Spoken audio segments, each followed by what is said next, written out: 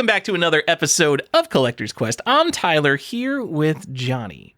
Johnny, what's going on? Happy morning. Good morning, Tyler. How's it going with you? That's my polite response. Do you want me now to go into a whole thing about what I'm actually doing? It's up to you. I've got something to talk about too, Johnny. Oh, no, go for it. Oh, okay, Johnny. I've made some good YouTube videos. I feel like. You know, my favorite one is the what games should we collect, where I basically go over that everything that the market values is nonsense. Like, you only think that, like, stadium events is cool because there's, like, 100 other people who told you stadium events is cool. Same thing with, like, Nintendo World Championships or whatever the highest Pokemon card is. My most recent video, this is the third episode I've brought up this video on, because it's got, like, 200 views or some nonsense. We found, like, a lost game in a popular genre. It's, like, a good video. It's not, like, a great video. It's historically interesting to both video game players and video game collectors. It is fucking cool, Johnny. Yeah. I made a new video on plain text notes, and I made a separate YouTube channel. So I wouldn't pollute my main YouTube channel with, like, stuff that's not about video games. And it has 200,000 views, and I got 10,000 subscribers on my throwaway YouTube channel. So video game collecting is fucking garbage, and no one cares about fucking any of this. And I think the investors were right when they're like, oh, we got to get out of this because there's actually no one here except for us. Hold on. Did you say you got 10,000 subscribers? I have 10,000 subscribers on a throwaway YouTube channel that I made for one video. You became popular and successful with a fucking plain notes video, which I watched and did subscribe to. I'm one of those 10,000. You were like the first subscriber. I'm just like, here, Johnny, you can be my first subscriber on my throwaway YouTube channel. I watched that whole fucking video too. Yeah. I mean, I watched it on 1.5 speed, but because, you know, I'm That's good okay. at YouTube. I still appreciate you. I get the count for the views. Actually, no, I get less. I think I get like 33% less if you do that. That counts as you get 67% less view. You get less watch time, which is an important metric. Damn. But also, who's got time for all that stuff? That video was like 37 minutes. I want to just talk about some notes, you know? Talk about some Emacs. I love Emacs. You know what was crazy? Is like how complicated all you fucking weirdos have made just taking notes. Well, that's really what that's what the video is a response to, is that taking notes is too complicated, so we should make it simple. But the way I make it simple is by making the most complicated, simple way to take notes. So it is ironic, yes. Yeah, yes. But I think your point in that video 100% stands. Like, if you're fucking watching this video, you're not actually into productivity. You fucking, you love the idea of productivity, but you have no idea how to do it. That's why you're here. I mean, and that's why Emacs and Vim are the best choices for those people, because they're the perfect tools for just wasting time rather than actually getting anything done. Yeah. Anyways, that's insane. It's not, I don't care about that video. I'm not telling you to watch that video, because guess what? I have enough views on that fucking video. I'm more like depressed that all this other stuff, all the effort I've put into game collecting content, no one gives a shit about. No one cares. All this hard work we've done on the podcast, and that has like, you know, what, a year's worth of podcast views on it for one video? Yeah, it's going to get more too. It's only 2 weeks old. It's ridiculous. All right. Well, fucking, that's it, guys. Podcast over. Tyler and I are going to go become productivity experts where we can actually make some money at this. See you later. You don't need to be an expert in anything. I know. Just make shit up. I will. Just, it has to be something people are interested in. Video games, especially old video games, Johnny. I fucking can't believe that it has that many views, because all of the things you talked about, it's not like they're on, like, it's not like they are completely off the charts of things that people wouldn't think of, but this isn't like first choice list. It's also basically like a Linux video. Like, people who use Windows are not going to use Emacs. So that's strange too. I'm just like, you couldn't, like, you went pretty niche there, and suddenly people are like, yeah, okay. You see, I can't read the comments because every once in a while, like, there's so many views. So it was really funny because Like your first, couple thousand views in a video, people are like, wow, this video is great. Can't believe I have no subscribers. This is such high quality content. I love you. I'm subscribed, all that. And then once you get a bunch of views, people feel comfortable making like the shitty comments to you or like criticism because they're like, oh, it's just some big fucking YouTuber. Let me send him critical comments. And I hate that shit. So I just don't read any of my comments. Do you want me to read through them and see if you need to respond to anyone? No. But I'm just telling you, if you are out there leaving critical comments to and you see a video has 100,000 views, there's still someone who gets a little email notification and they're like, oh, someone didn't like my video. Here, to be fair though, you fucking talk to a bunch of Linux people. Come on. There's never been a nerdier group of nerds pushing their glasses up their noses, telling people they are wrong than Linux people. Everything is click. Social media has turned everything into a click where you just join whatever echo chamber you want. So yeah, there's weird Linux segmented echo chambers too. Can't believe more people aren't using Linux. I can. As someone who used it, I can. It's pretty good. Look, I know there's a bunch of Linux people out there now. We're like, it's like, okay, cool. I understand where you're coming from, but also just the juice ain't worth the squeeze, guys. That's all I'm saying. All right, I don't want to get us too far off on a tangent on an episode that should be a nice little comfort entry point for people listening to Collector's Quest. They're like, these guys are just going to talk about Linux for 20 minutes? Yeah, but we'll send this video to the people who watched your video, and then we'll get a ton of listens. That's how we become successful, remember? Just start pumping it. I just changed the description of the video to listen to the Collector's Quest podcast. We talk about PlayStation 2 games. You remember PlayStation 2, right? No, you send them the Collector's Quest, and then the description is talking about the best Linux programs ever. All right, so number 1 on my list, Johnny, is Linux for the PlayStation 2. Now, this was a really historic operating system release for the console. Cool. I don't know what to say. I'm going to have to Google someone else's list and then read it.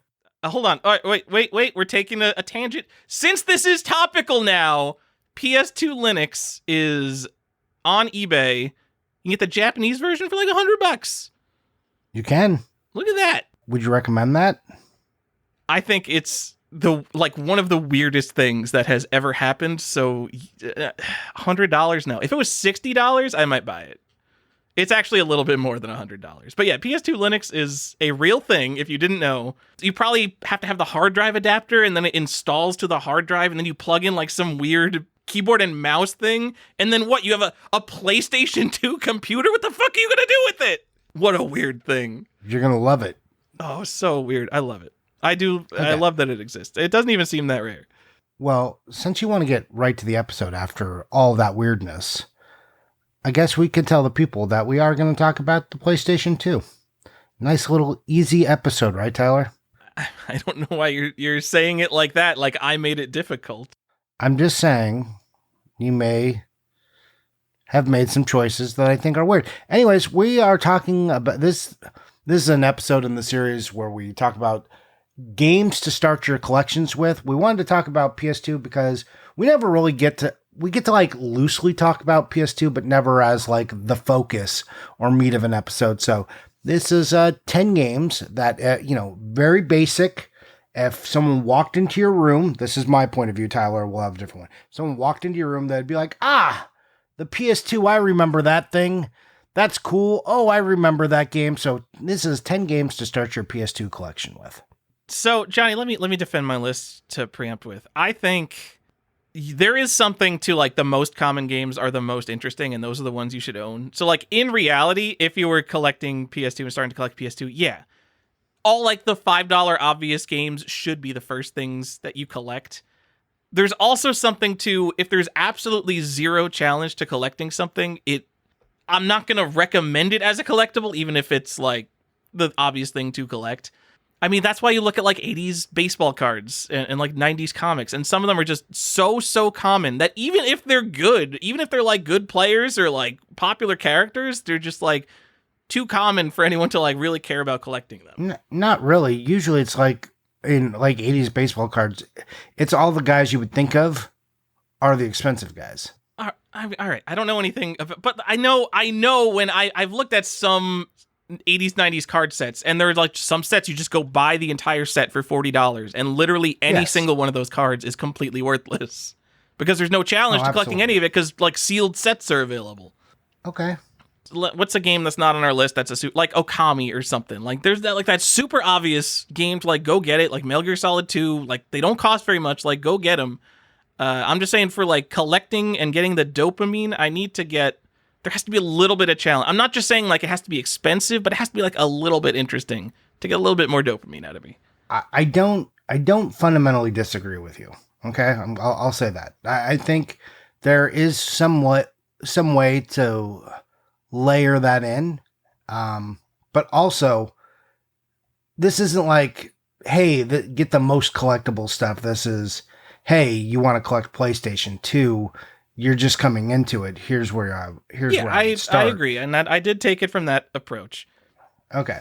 I'm just saying, like, when you get to like a GameCube or Nintendo Wii, the thing is like when you're collecting Mario and Zelda games, yeah, they're the most common shit on earth, but it's Nintendo, so it doesn't matter. And the thing with Sony is like they don't really have like their one iconic franchise. Like there's no Uncharted on PS2. Yeah, there's God of War, but like nothing is really to the caliber of a Mario Zelda kind of thing. I agree. It's kind of why I push back when you're always like PS2 may be the best console ever, and I'm always like, is it though? I feel the more I look into the PS2 library, maybe the less I feel that way. That's the most insane thing. I mean, maybe it's not the best, but it is so good. I understand that, but it's like it is severely lacking, I feel like, in tentpoles. So I don't even think that. I think there's so many tentpoles that they just kind of like blur together up at the top because like there's so many of them. Maybe that could very well be true, and maybe I haven't thought it exactly through in that, but you know, I'll push back on that. Like we can have that talk too, but should we get into the list, or do you want to talk about maybe what the tentpoles of PS2 are? It's relevant. Before we even talk about the tentpoles, I just want to say the thing that makes PS2 the best console of all time is you can have any interest, you can pick any genre, and just go completely crazy in that. And there's only so many consoles you can really do that in. Like maybe you could do that in like an Xbox 360. You could kind of do it on like an NES, especially when you consider all the things that are around in NES. But like if I'm into shooters, this could be like a top 20 list of like PlayStation 2 shooters. You could go into like quirky Japanese RPGs. You can go into survival horror. You can go into light gun games. Like any genre that you want. Like platformers. So it's like you can go into like series platformers. There's like entire like trilogies on the PS2, like multiple trilogies of platformers because there's so many games. And that's what I think when it just comes down to like, oh, what are the top 10 games? It is hard to pick because when I think of PS2 from like a personal standpoint, I think of like, oh, like Poppin' Music and Beat Mania are these rhythm games that I really love.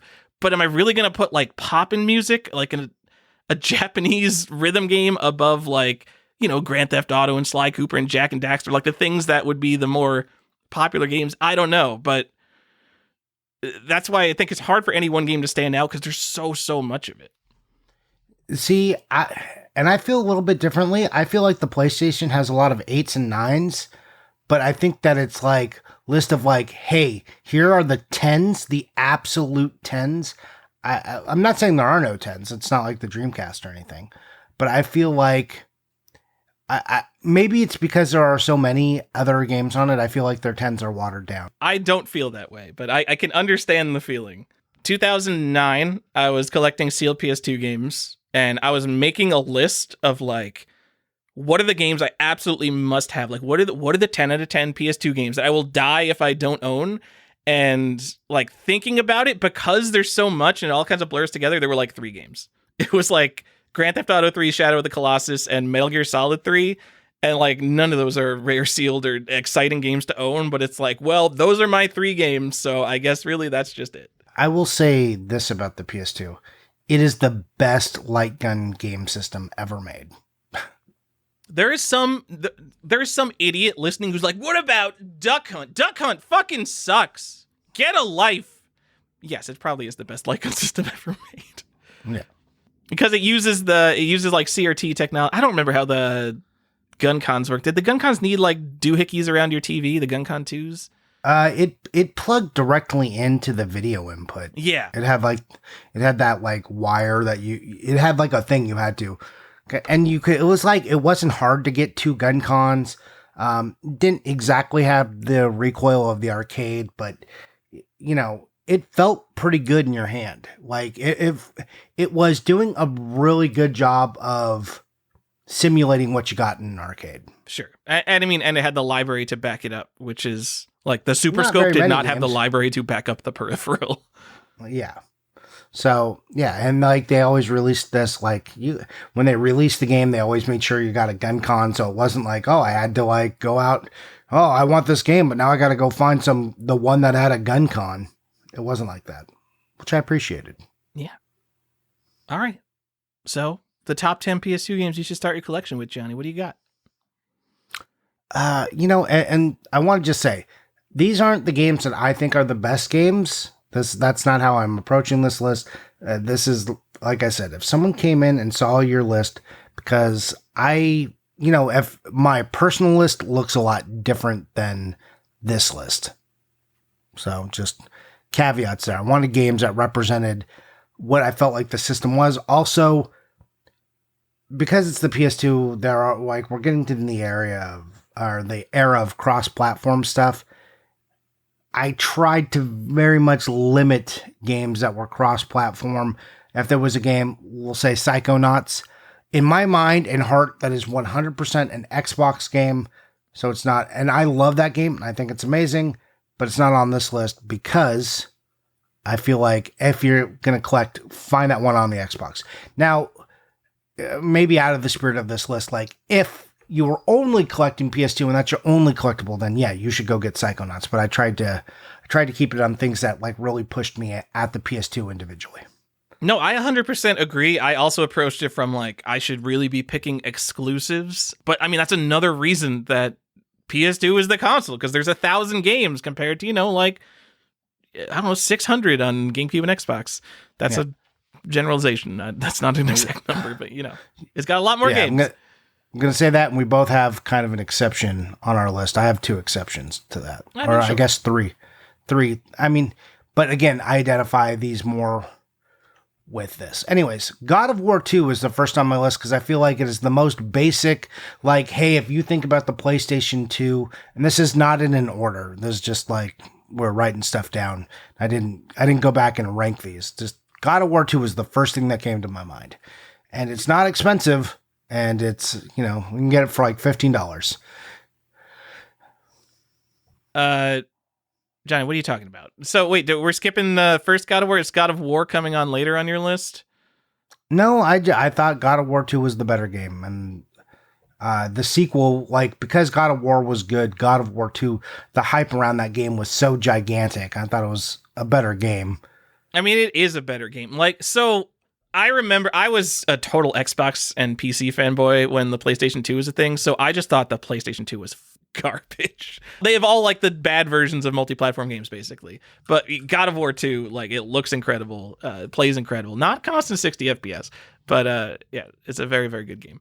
Yeah, well, and I think it just drove the hype, and I think it brought people over. So I think, like, they heard about God of War, maybe they didn't, like, yes, a lot of people played God of War, but God of War 2 drove so many people. That's why I picked God of War 2 over God of War 1.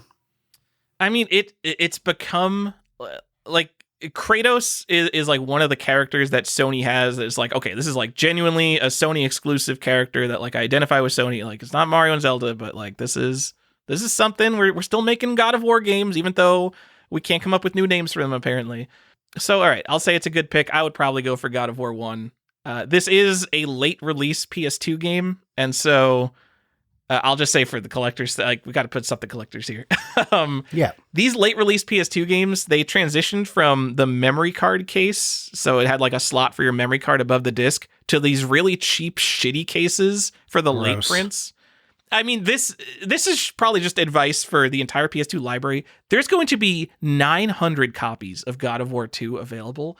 Don't get one with a GameStop sticker on it. Don't get one that has like a little scratch on the cover.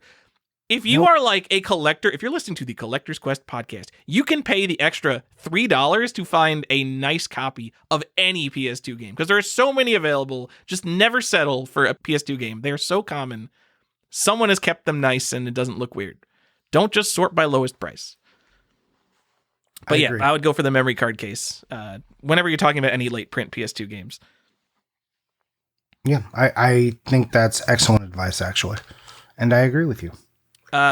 Fun story. I bought 100 sealed copies of Jet Li, whatever the Jet Li game is. Is it Bruce? I think it's Jet Li. They were $1 each, and I'm like, oh man, I'm gonna have fresh PS2 cases, and they were all the no memory card case. So like, gross. I just got 100 sealed Jet Li greatest hits PS2 games sitting around because I don't even want them. Oh, what do you mean? Like, you just have 100 Jet Li games? Yes, around? I need to like give them away for Christmas or something. This was a while ago. Patreon gifts coming up. So they're actually we're talking like late print PS2 games. Some of them were so overproduced. I know there's one of the Siphon Filter games is one of them. A couple of these greatest hits games like literally were on sale for $1 shipped if you bought them in bulk, and like tens of thousands of these sold. So if you need like those late print PS2 cases, they are available, man. That's ridiculous, Tyler. What do you got on your list that isn't Jet Li games? All right, Johnny, I'm just going to start with the PlayStation 2 game that you should own. This is my genuine number one, even though the rest of the list isn't ordered. Shadow of the Colossus. Johnny, it is $15, and it is one of the best art games of all time. And everybody already knows this, but you should probably own a copy of Shadow of the Colossus. And no, not like the PS3 and PS4 versions. Just get the original. You're a collector. Just get the fucking original. Whatever. It's influential. It's one of the best games ever made. Johnny, you know me. I like frames. I do. I play my games at 240 frames per second. This game runs at like 12 fucking frames a second, and it's still number one on my list. It is saying quite a bit. Yeah, and I'm sure this is on your list as well. It is 100% on my list, and yeah, like it's just an iconic PS2 game. It got people to like take video games seriously in a way they kind of weren't, I think, around the PS2. They're like, oh my God, PS2 games can be this. Yeah. And I think it drew in like people outside of like adventure games too. I think it brought in the GTA crowd. It brought in the guys playing Gran Turismo, right? Like, oh my God, this game. It was just, I don't know, it's like I don't want to use the word transcendent because that feels a little too big, but it definitely caught the attention of people and it got a lot of press. I don't think it sold as well as the press that was surrounding it, but yeah, what a weird, cool game this is. And you should buy it. It's a weird game that's lost value as it's gone because of all the re-releases and stuff. This game used to be like when the PS2 was like losing out of the mainstream, like falling out of GameStop and stuff. This used to be like a $40 and $50 game, and now you can get it for what, Tyler? Like $15? Yeah. I didn't realize that. Yeah, this has fallen in value quite a bit, which is funny considering like absolutely one of the most iconic PS2 games, an exclusive, not counting the re-releases. But yeah, $15. Get a copy of Shadow of the Colossus. Yeah. What are you doing? Don't know. Go buy it. $15. You've definitely wasted $15 on worse games. So you know what? Because it is such a unique game, and it is an exclusive, and it's like kind of this historic game in the sense of like art games that people look back on and they're like, oh yeah, this is one of those games where like video games became art. And like video games have always been art, but you know how people think. It can't have like traditional gameplay and like UIs if it's going to be an art game. It's got to be like more minimal and more cinematic and have epic music, all the stuff that makes it an art game.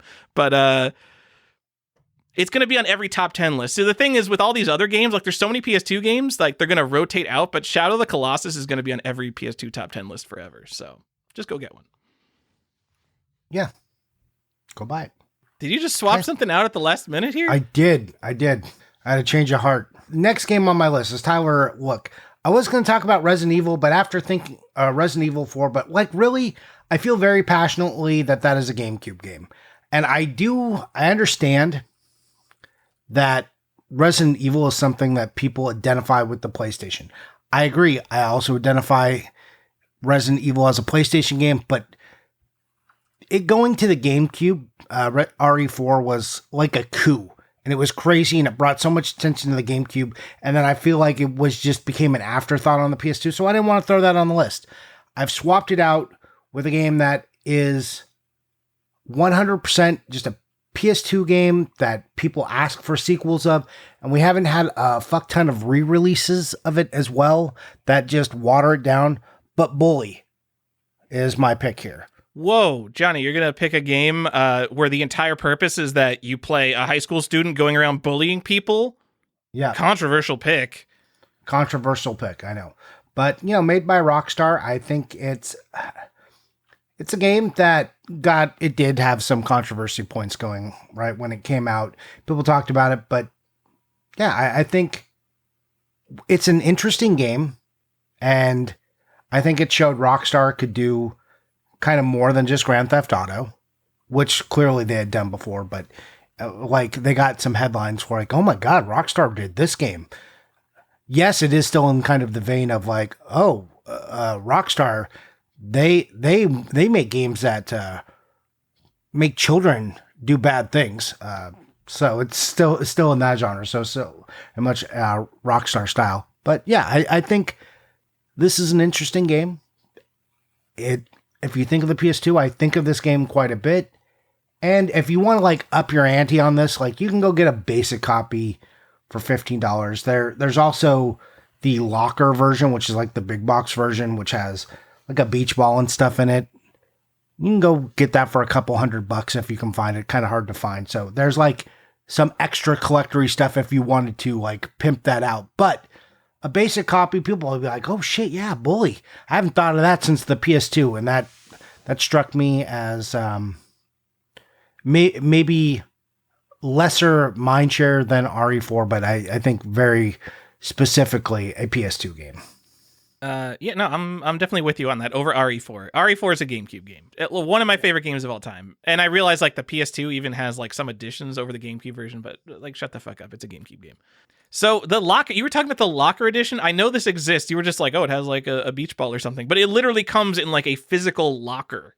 It's cardboard. No, it's cardboard. It's cardboard. It's cardboard. Oh, okay. All right. I thought it was more exciting than that. So here's how it comes. It's a cardboard box. There is like if you have it sealed, you have like a piece of cardboard that wraps over the top of it, does that thing. So it says PS2 on it, but you pull that off and then there's a locker that's like hollow inside and you get some stuff in there. You get like a beach ball and there's like a sticker and like it's a little comic book in there. The more we talk about it, the more I regret not putting Bully on my list because I like it for a lot of reasons. One, the fake moral panic around it is so good. Yeah, it did hit the news cycle. Yeah, it's not a game about like running around bullying people. It's not like the manhunt of being in high school, but that's what people think it was because of the name. They're like, oh, that boy could kiss a boy in this game. Oh no! That's another reason I like it. The got a same-sex kiss in the game, which is like stupid fake moral outrage. I love fake moral panics, and I love controversial games. And Bully is right up there. I also love that Rockstar they made 4 or 5 Grand Theft Auto games, and they're just like, fuck this shit. We need to do something different. And I realize it's an open world, third-person character action game, but yeah, I mean, it's something totally different. I mean, I love when they went off and made a fucking ping pong game. I love that they made Red Dead Redemption. Like for the company that makes like the most basic bitch open world Grand Theft Auto games, and I recognize the Grand Theft Auto games are incredible. They have also made a bunch of risky, weird offshoots, and I very much appreciate Rockstar and the hundreds of millions of dollars they have pumped into video games. They sure have. They they're an interesting company, and I like a lot of what they've done. And you know me, I'm not a GTA guy at all. Yeah, that's weird. But, yep, but I love LA Noire. I can't think of LA Noire and not think of like the facial expressions that are bad. Like I realize like most of that game is mo-capped. It looks really good. And then there's a couple times in the game where someone says something and they immediately make like the weirdest face. And those are the only things that stick out to me. Anyways. All right. So Bully was my choice, and we don't share it on our list. And yeah, you can find Bully for $15, but buy a nice copy. Buy the nicest copy of Bully you can find. I think that's an overarching theme for this whole episode. Just go buy whatever. Most of these games aren't very expensive, so just go buy a nice copy. This isn't like having to buy Zelda on the Nintendo, where you're like, oh my god, every game on this list is $200 or more. And it's like $15, $20. Go buy a nice one. My next pick I highlighted because I just assumed you had it on your list. Katamari Damacy you don't have on your list? You know, like weirdly, I have it over on my sub list, and I wasn't sure what to take out for it. I know what I would take out. It would be on my personal list. And I think it's weird, and I think it is uniquely PS2, and I think it's right to be on the list. When I saw it on yours, I was like, okay, I'm not going to make room for it because then we have something to talk about. Yeah, Katamari Damacy, a game where you roll up a ball of random objects and then it becomes a star on a cel-shaded world. A super fucking weird and unique game, which is what makes it amazing. Exclusive game, spawned a big series. I think the first one's the one to own. Yeah, a unique game type for the system, like created kind of a genre. Yeah. It is, it's super good. And like the soundtrack is iconic, I would call it. All the Katamari games have great soundtracks. I think the first one, just because everyone played it, has like the most iconic songs. But this is where it came from. You should if you're going to own a Katamari game, I think the PS2 is the one to do it, and I think it allowed games like on the PSP, like Patapon, to come out because it was like weird. I think it kind of expanded in like that idea. Yeah, I mean, if nothing else, like those games would probably come out in Japan anyway, but maybe Katamari Damacy being such a smash hit success. Also, I believe it was a $20 release. I might be wrong about this. I think this was a budget game, which would be crazy considering how popular it is.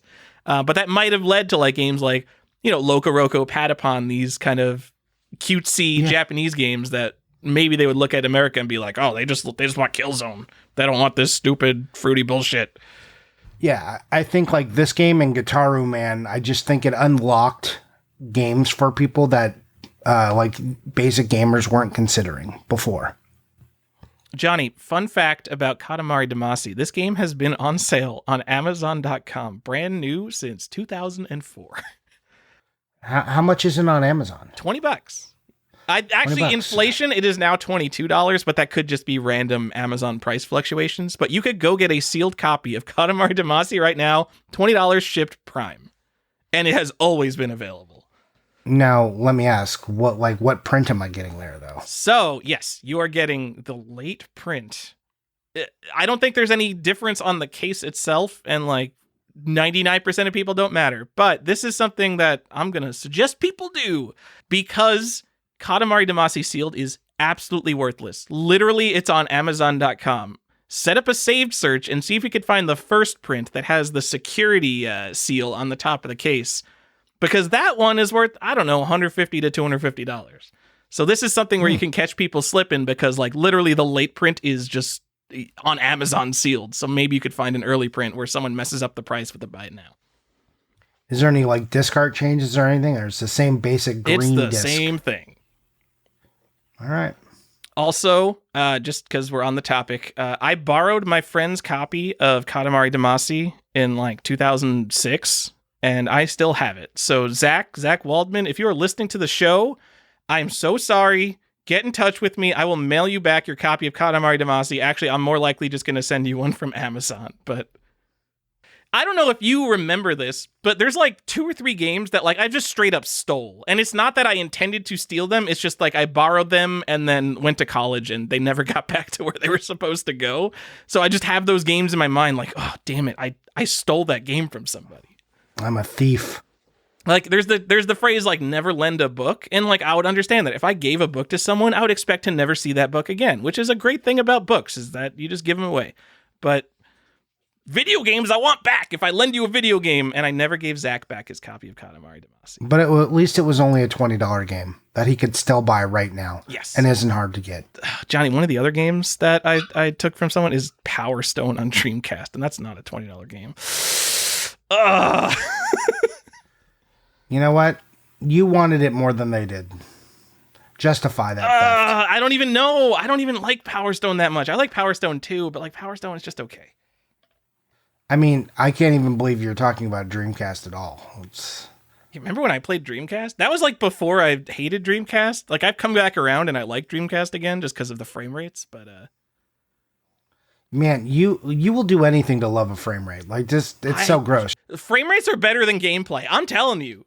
Just show me frames and I'll be like, wow, this is great. I don't care. What are we playing? Yeah. Look at how smooth it is. This game is dog shit. It's basically one of those Japanese games we talked about last episode. But hey, look at these 60 frames a second. I mean, Tyler. 60 frames is garbage now, but I guess if we're playing old games. But like, yeah, Magnavox Odyssey, 60 frames a second, Johnny. How come these PS2 games don't always hit it? All right.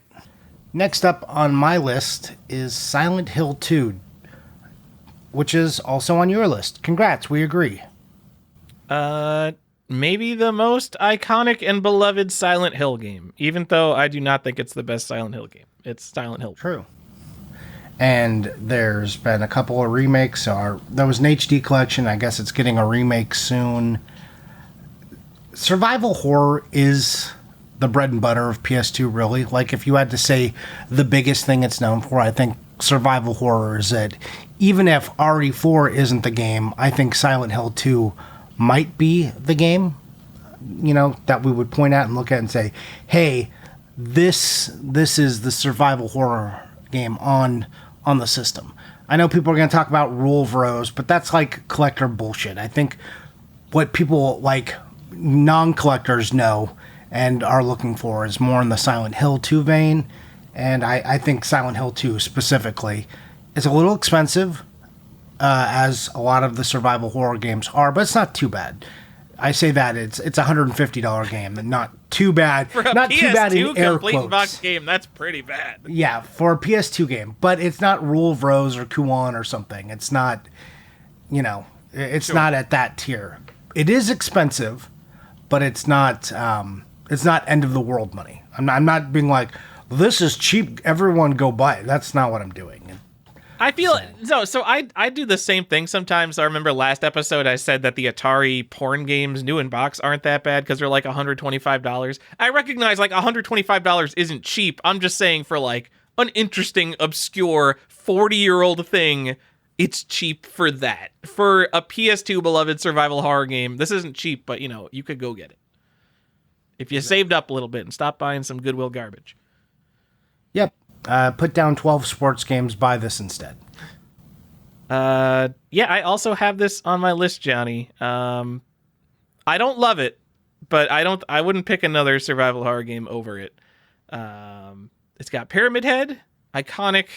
The most iconic Silent Hill thing is probably Pyramid Head, and the box art for this game is just complete trash. It's just the side of a lady's face. Yeah, I mean, I think maybe besides Pyramid Head, the most iconic thing is Fog. Yes. Fog. I mean, okay, yes. I mean, the Fog is... And doors that don't open. The cover of this game should be a door, which Silent Hill 4 has a fucking door. It's like, yeah, thematic, perfect. Or it should be like the Foggy Town. Because like, yeah, the Foggy Town. That's Silent Hill. I want to run around the Foggy Town and not know where I'm going and like be like, oh, am I really going the right way? How big is this town really? I bet... all the Silent Hill games are super small, but they feel massive because you can see like 5 feet in front of you. Yep. That's what should be on the cover. So I do want to point out, because I know people are like, hey, that's on Xbox. You disqualified Resident Evil 4. No, because Silent Hill does not feel like an Xbox series, especially not Silent Hill 2. It feels like a PlayStation game to me. This feels PlayStation. I know you can find it other places, including PC, but this feels like a PS2 game to me. I mean, everyone should just go by my rule. If it's a Western developer, get it on Xbox. If it's an Eastern developer, get it on PlayStation. If it's a Nintendo game, get it on Nintendo. That would simplify things. Yeah. But if it's on Nintendo, do you buy the first one, or what do you do? I don't know, man. Just buy this all on PC. Forget about it. Go get Silent Hill 2 on PC. I bet it's cheaper than $150, and I don't know. Because who wants it? What are you going to do with it? No one wants small box PC games. I'm looking it up right now. Silent Hill 2 PC. I will just say too, there's an HD collection on the PS3 and on the Xbox 360. If you're just looking to play Silent Hill 2, that's a cheaper alternative to play it. But collecting is something completely different. And don't buy this one and be like, aha, I've got Silent Hill 2 in my collection. I mean, you kind of do, but not really. It's the same price on PC, if you were wondering. But, all right. Yeah, Silent Hill 2, Johnny. I'd say it's a good pick. Yeah. I think it's going to be on most people's lists. Sure. All right. You want to tell me why you're an insane person? Go ahead. Nope, because you skipped one, Johnny. Grand Theft Auto 3. So, I don't remember. Spoiler, we had like a 6-hour gap right before we talked about Silent Hill 2. But I know I was talking about how you just maybe getting like the $5 games that there's literally 900 copies on eBay is not the most interesting thing to do. And I don't think there is an exciting version of Grand Theft Auto 3. I think it is literally a $5 game. But it is so fucking important to the fabric of video games that I could not imagine a PS2 collection. I could not imagine my PS2 collection without a copy of Grand Theft Auto 3. And this is also personal. This is the Grand Theft Auto game I personally played the most. It was probably this and GTA 2 that I just dozens and dozens of hours into it. Because this game blew my mind. This was the game that expanded the open world from basically Grand Theft Auto 2, which was top down, to it felt like you could do anything. Like, I remember playing this game, I could not believe that there was a 3D game and I could just get into whatever car I wanted. Because I'd played like Driver before this, where you're just a car. And you can just do whatever in this game. And compared to a modern GTA game, you can't do fucking anything. You can shoot people and you can get in cars, and that's kind of it. But it's Grand Theft Auto 3. Go get it. Just make sure you can get the UPC on the back, because there's a lot of them that came in that trilogy pack. They'll say like part of a set instead of having a UPC. So make sure you get a copy of Grand Theft Auto 3 with the UPC. But other than that, I don't know any interesting version of this game. Just get it. Okay, just go get it. Yeah. You're going to fight me with your pick, because you're wrong. Well, I mean, maybe it's wrong. You want to know a secret? What's up? I don't have any version of Grand Theft Auto 3. That's nuts. Like, not even by accident. Like, you would think by accident I would have had that game. I had, when I was like a teenager, I had a poster of Grand Theft Auto 3 on my ceiling above my bed. So I've seen that box art like probably more than any video game box in my life. Yeah, so I look, I think you should have a GTA on the PS2. When I was making this list, my brain went to San Andreas. And it's probably some Los Angeles bias, because it got featured a lot because of, LA. If you don't know, San Andreas Fault runs through Southern California, Los Angeles. It's when we had the big earthquake in like 92. That's what it was on. So all subsequent earthquakes pretty much travel along that fault line. That's why it's called San Andreas, I believe. So, yeah, that my brain went here. You think this is a bad choice? Also, we talked about it last episode because it's got an AO available. I don't think you should go out and buy that one. I mean, I think you should, but I don't think that's necessary. You can go spend, what's the AO copy like? A couple hundred bucks, something like that, maybe more. And then, or you can just get a regular copy for $13. And I think the box art for San Andreas is more iconic than Grand Theft Auto 3. Sure, 100%. I think, San Andreas is the better remembered game because it's like the culmination of everything that the PS2 could possibly do. Like, the PS2 is a piece of garbage. For it to run a game as big as San Andreas is amazing. Yep. There's something about middle games that I don't like. And the same thing kind of applies to Silent Hill 2. I like having like the real bedrock of anything, even if it's not the best thing. Like, GTA 3 is very clearly a worse game than Grand Theft Auto San Andreas in every way. But I like that it's like the historic first. It's not the first open world video game, but I mean, for all intents and purposes, it might as well be. Okay. All right. So yeah, but I mean, we don't have too much to add on GTA. You know, you GTA, probably played it, like, or yeah. You know what? If you haven't played it, you know what? You basically played it probably. If you played GTA 4, GTA 5, you know, you got the idea. GTA 5, you can play it on literally every system ever made, I think. Yeah. It's so funny. We were giving Rockstar props for like Bully and Ping Pong, like where they were branching out, even like Red Dead Redemption, like how it's something that's totally different from all the other video games. And they're also now like the modern Rockstar is like just ruining video games by having like this GTA live service. Like, you know, GTA 6 is going to be the worst thing ever to be released. Because it's just going to be like, this is our platform for the next 15 years to monetize our users. That is what GTA 6 is going to be. Probably. Johnny, Outrun 2 SP released only in Japan. This is not a port of the arcade game, technically. It is technically an upgraded sequel to Outrun 2006 Coast to Coast, which is the upgraded sequel to Outrun 2. Johnny, Outrun 2, I think, is literally the best arcade game of all time. And literally? I've played every classic arcade game. You know, I love Robotron. I love the original Outrun. I love rhythm games, Beatmania, pop and music. I play a lot of Pump It Up. Johnny, Outrun 2 is the best arcade game of all time. And part of the reason is you sit down and it's 5 minutes every time. You will never be there longer than 5 minutes. And as long as you're decent at the game, you won't be there shorter than 5 minutes. There's something about how it's like this consistent 5-minute fun experience, which is like the perfect length for an arcade game. And I love it. And this is a really good version of it because I think it's the best console version of Outrun 2 ever. Because I don't know that there was an HD version of Outrun 2. Daddy Milk's going to correct me on that and tell me about, like, well, you know, the Hotel PS3 console had this Outrun 2. All right, someone will correct me on that. But this is both, I think, the best version, and it is pretty obscure because this came out in 2007. This was, like, solid PS3 territory. Because, like, Outrun 2006 is already a rare Xbox game because it was released so late on the Xbox, and this came out after that.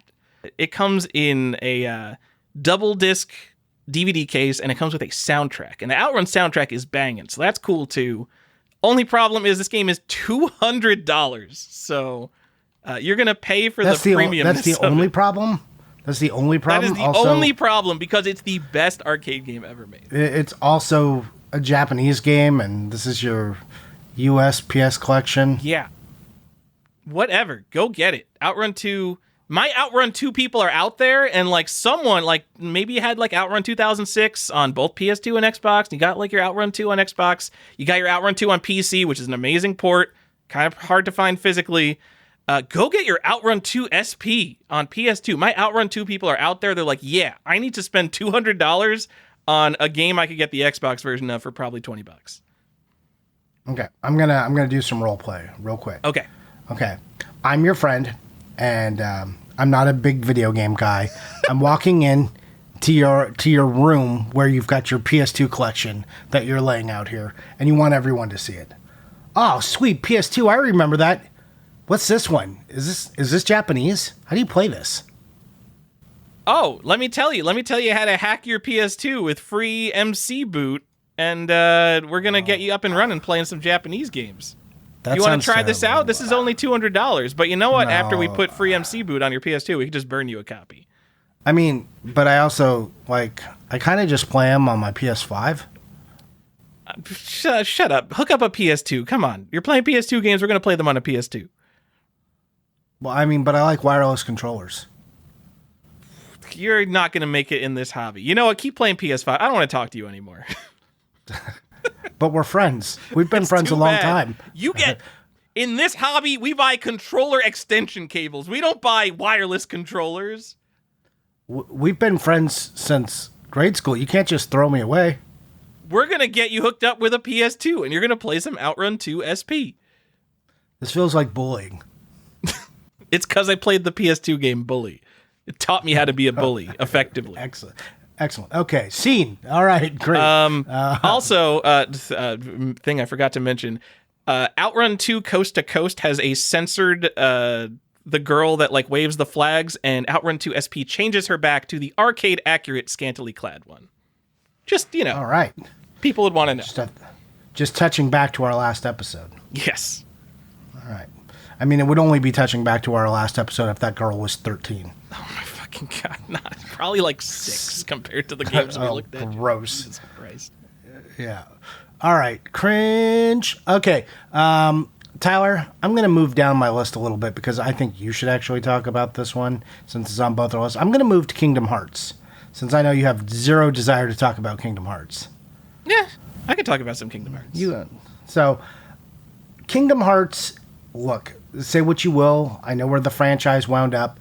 But when Kingdom Hearts came out, people's minds were blown. The fact that Kingdom Hearts exists is a licensing feat of... it's a miracle. It's a miracle, Tyler, that this game exists. It is. Like, it's literally an elevator story. Like, the two people who could control licenses were in an elevator, and they had to talk, and they're like, yeah, that would be fun to mash up Disney and Final Fantasy. Okay, let's do it, because we happen to be in the same building, just on different floors. Literally, this is how this deal gets worked out. Without it, there is no Kingdom Hearts. What an insane game. You got... It introduced, like... It was such a weird thing. Like, here, we're going to introduce these characters that don't belong to either world. And now they're going to be the connecting piece between the two worlds. And, now you'll care about Sora, which I don't. I don't care about Sora. But it's cool to see Disney characters, like, who doesn't want to smash someone in the face with Goofy? It's pretty cool. This game is not expensive. So don't buy... There's a greatest hits version. Don't buy that. Please don't buy that.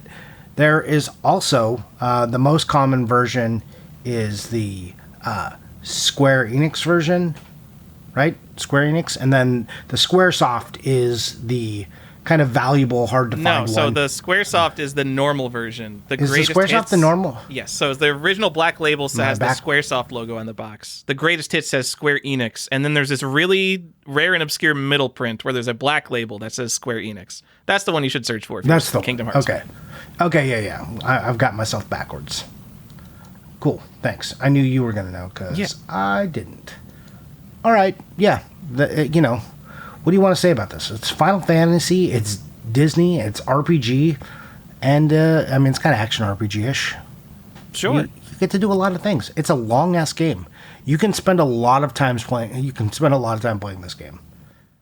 I had fun with it, and I don't particularly like JRPGs, but you get to explore a bunch of Disney places. You get to go to the Hercules land and talk to Hades and go into the Pinocchio travel through whale. Space. Yeah, why on not? A gummy ship. So weird. Maybe a link to a later game, later series on this list, but in Kingdom Hearts 3, there is sort of, I don't know if it's an homage, but it's the same thing as the Metal Gear Solid 4 microwave hallway, where like Mickey is getting beaten down by like angels or something, and you just have to keep mashing the button while Mickey's like, I gotta do it for my friends! It looks awesome. This game is crazy. I mean, to tie it into some modern day hype, hey, Disney Lorcana, a card game kind of in the vein of Magic, just came out and is sold out in most places and causing hype and dumb videos all over the internet. Go enjoy it if you can find it. But don't go out and spend a ton of money on these packs because this set is going to be reprinted into the ground. It's the base set of this game. There will be more. Don't buy into the hype. Just wait. Be patient. I've never heard of that, but due to like the crap that I watch on YouTube, just because I love collectibles, I'm gonna watch like a bunch of videos from people who think like this is the thing to invest in. Like, oh my god, guys, you understand how big Disney is? Oh, this card game's gonna be so huge. When like 80% of the people buying it at all are just people who are investing in it. Yes. I mean, that, and a lot of people are just like, I like Disney. I would be interested in that. Sure. Yeah. And then like 5% of people are going to play the game, and you're going to have like the weird 29-year-old who's winning the world championship against like 13-year-olds. Yep. I mean, I think this is going to be a lot of adults playing this game. It's going to be just as big as MetaZoo. Everyone loves MetaZoo. People do love MetaZoo, and I don't understand it, but... Well, I mean, what are we going to shit on games that exist that people just collect and don't play? Yes. Oh, okay. Yes, we are going to be the ones who shit on that. Oh, okay. That's interesting of us. What a hot take whatever. You collect Pokemon. Pokemon are fucking cool. I wish there was a Alolan Dugtrio. That's one of my favorite Pokemon cards. He doesn't have a cool one yet. But when there is a cool Alolan Dugtrio, I'm going to buy it. And I don't have any interest in the Pokemon game, but Pokemon cards can be cool. Who the fuck? What is a MetaZoo? Who cares? You can't just collect something because it exists. They can't just be like, here's some new shit to collect. That's what an NFT is. MetaZoo is an NFT. Whatever the blood game, what is it called? The Flesh other and one. Blood? Flesh and Blood. It's an NFT. They can't just say like, here's No. has to Flesh be a and good Blood. game first. Flesh and Blood Flesh and Blood is pretty good, and people play that competitively. That is a very played game. And the boxes are relatively cheap, and they did a thing where they made it friendly for players and collectors by like making all the base stuff like pretty cheap, and then like the rarest of the rare stuff, just like you can get like an edition of it that's expensive, but the base copies aren't too bad. All right, Johnny, while we're talking about Kingdom Hearts, I got to bring something up because I own the rarest version of Kingdom Hearts. Uh-oh. Which I had no idea until last year when someone brought up, like, what is this version of Kingdom Hearts? Someone has it listed for $5,000. Is it worth it? I've never seen another copy. And I went to check my version of Kingdom Hearts, and I totally have it. There is a sealed Japanese variant with a sticker on it. And it says, SEISA Game Awards, the 6th Game Awards future. I have no idea what it is, but it is some obscure sealed variant of Kingdom Hearts. So if you see a sealed Japanese Kingdom Hearts with a gold sticker on it, I don't know, maybe buy it. They seem kind of rare. Okay. Weird. Yeah. That's it. Kingdom Hearts. I played it once. I have no interest in playing any other Kingdom Hearts game because I feel like based on everything I've heard about the franchise, it will only ruin my enjoyment of it. It definitely doesn't feel like it gets better, especially not the latest one. All right, are we moving on to the Metal Gear Solid 3, Johnny? We are. We're going to skip straight over Metal Gear Solid 2 because who wants to play as Raiden?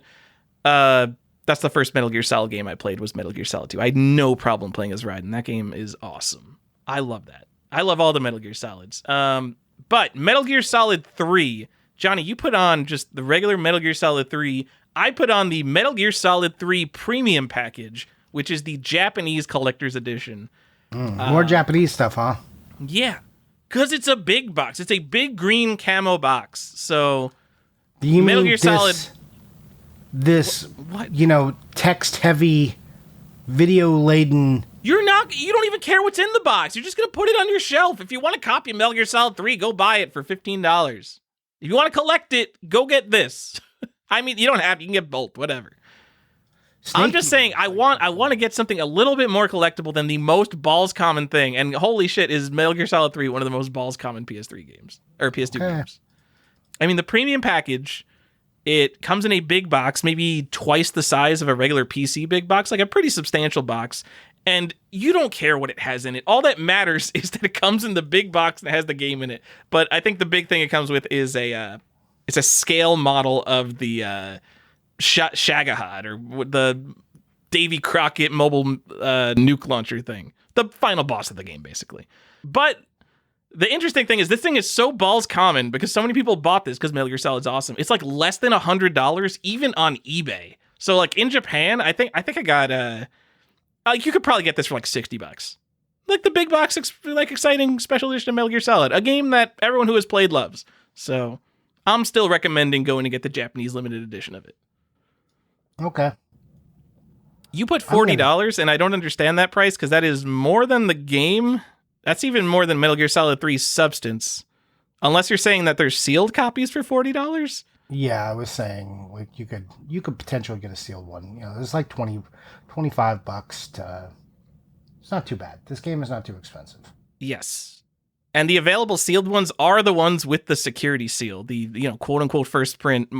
It's not really a first print, it's just that they never had a variant, but like a very available sealed game. which is exciting because it is like one of the best PS3 games. So I don't know. You can get a sealed copy of it. I've got one. Why not? Yeah. Don't invest in it. There's a lot of them. If you're into this sort of thing too, you can get the HD collection on the PS3. Again, if you're just trying to play this for like the same price, where you'll get Solid 2, 3, and just Metal Gear Solid Peace Walker. So that's a thing you can do if you care.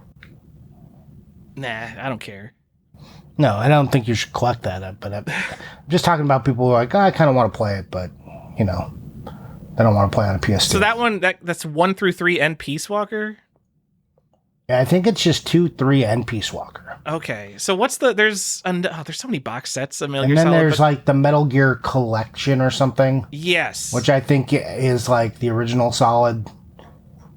That's 1, 2, 3, and that's so interesting because they literally burned new copies of the PlayStation 1 game and released it in almost PS2 style DVD case packaging. Yeah, so there's the Legacy Collection is Solid Legacy Collection, which has Metal Gear, Solid Snake, Solid 2, Solid 3. So yeah, that's even better. Like, what is happening? There's so much on this.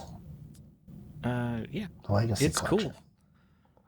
I don't think I have the Legacy Collection. That's pretty good. It's a pretty good set. It is. It's one of my favorites because of like the people who get really hardcore about making console lists. It's a box set with both a PlayStation 1 game and a PlayStation 2 game. So good luck.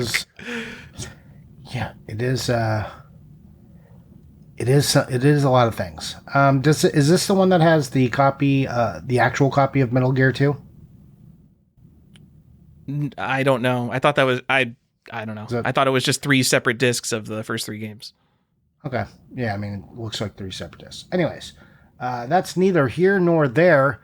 What do we have beyond Metal Gear? I don't love Metal Gear, so it's like a little hard for me to talk about. I love it so much. I know other people do. It's an iconic franchise. It's for a lot of people. Just wasn't something that spoke to me. I mean, I love the early Metal Gears. Like, I love Snake's Revenge and Metal Gear on the NES, and I liked Metal Gear Solid on the PS1. And then after that, just didn't do anything for me. It is just the perfect blend of serious, like, counterintelligence CIA stories and just like the goofiest shit ever. Sure. It's a weird. It's like too serious and then too goofy at the same time. I know. Oh, it's so good. It's so good. It's like, all right, this is like nuclear warheads are going to destroy the planet. Also, this guy's naked in a hallway. Like, yeah. Like, what the fuck is happening? It's like, and I'm a spy, but I'm smoking everywhere, and no one can ever find where the smoking person is. Baffles my mind. Shall we go to another game we both have on our list, Tyler? Let's go. I mean, kind of. We both have Rez on our list, but you have Rez in special packaging. Is that the European one? Or Rez Japanese Special one? Package, Johnny, is the Japanese limited edition of Rez that comes with the Trance Vibrator. I'm sorry, the what now? The are you sure that doesn't belong on the last episode? This kind of does belong on the last episode. Okay, tell me about this vibrator you're so excited about. Well, I mean, if you don't know what Rez is for some reason, which I feel like it's on our lists because it is this iconic game just for its style. Super iconic. Yeah, it's a really trippy visual rhythm shooter game. But the special package comes with a copy of Rez. This is a big box. It comes with Rez and then a boxed Trance Vibrator, which is an accessory that you plug into your PlayStation 2 and it vibrates to the beat along with Rez. And, what do you do with that? You have a great time playing Rez. You probably stick it in your ass, whatever you normally would do with a vibrator. And I'm just going to say it doesn't look butthole friendly. It looks too large for that. What is it for? Do you just sit on it? I mean, let's be real. This is being purchased by men. You sit on it, and there's a lot of, nerve endings down there. And you're having a better time playing Rez. I mean, I think people enjoy Rez already, and I guess if they're just making the experience better, sure.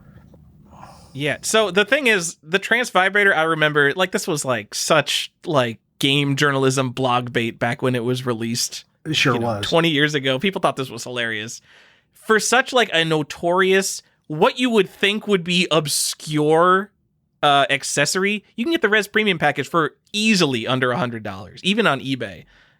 So I think that's the version to buy, because I do think Res is an iconic game. I think Res is an iconic game as well. And for people who don't like agree with that statement, then why are all the games that come out that are even vaguely like this like, oh, it's kind of like Res? If they're using Res as the descriptor, then Res is the iconic game. And like for the past few years, those are the type of games I want the most in my collection. So that's a reason like I want GTA 3, because every open world game for me comes back to GTA 3, whereas like every trippy visual game, Res is going to be in that timeline. A game like LSD is going to be in that timeline. I think these are games that will be referred to basically forever. Yeah, I was going to say that's the one comparable. I think before Res, it was just LSD. And people are like, yeah, it's kind of like LSD. And then I think Res is a little better known. Yeah, I think definitely. I mean, it came out in America, so. Yeah. I remember not liking this game when I played it. I was such a snobby little shit. So Res is not very difficult, because that's not the fucking point of Res. The point is like, man, I'm vibing out. This game rules. And I was really into like difficult Japanese rhythm games. So I just like couldn't understand like, it's just like auto aim. Like, what is this? This is barely a video game here. But yeah, Res is a cool artistic experience that I was too young to understand. My frontal lobe had not fully developed, or whatever they say about teenager brains. Yeah, I think like games like Beat Saber aren't really around without Res. Or they're substantially different. Yeah, I agree. Yeah. I feel like you would enjoy Beat Saber. Yeah, I like Beat Saber. I don't like being sweaty. Like I realize I play dance games, but like I don't want like the sticky thing on my face. So that's the only reason I'm not like into Beat Saber. You like if there was some way where the glasses were small and comfortable, you think you would be all about Beat Saber? Oh yeah, I think I would be all about VR in general once they like make it not shit. Like I realize like a Valve Index is not shit, but like you still got this fucking chonky thing on your head. Once they figure out like how to make it not shit, I'll be so into VR. When I can't tell that I'm plugged into the Matrix is when I'll enjoy being in the Matrix. Exactly. Yep. Because I want it, and I'm waiting, but yeah. It's just not there for me yet. You know, I want to walk around and play chess. So the original Google Glass, like it's like 10 or 15 years old now, like a tiny little 1 centimeter thing you stuck in the corner of glasses. For whatever reason, people hated that thing. But that thing could play chess while you were just like walking around like a tiny little window. That is all I want out of augmented reality. And there's nothing that does that well, because all of them try to be like these huge immersive things. And I just want like a little window in the corner of my vision where I could play chess while walking around. All right. Us chess nerds understand that would be a cool, convenient thing. Would be very cool. As a kid who used to play chess on graph paper in geometry, yeah, I think that would be cool. Johnny, you put Res as $35. I feel like the notoriety, the Japaneseness, and the uniqueness of it, that feels like a deal. Yeah, I think it is a deal. I think, look, for $35, go pick up this game. I mean, you can you can work and find it for cheaper than that. Like, go buy Res. I mean, a lot of the you can find the Japanese one without the Trance Vibrator for like $15-$20 in the US. Yeah. Did this come out on Dreamcast first? No, thank God. It was a Dreamcast PS2 simultaneous release. So you don't have to worry about the Dreamcast version being the secret first print. Everyone's safe. Yeah, go get it. The boxes are different. The US box looks weird. Like the Japanese box art is like way more iconic to me. That feels like Res.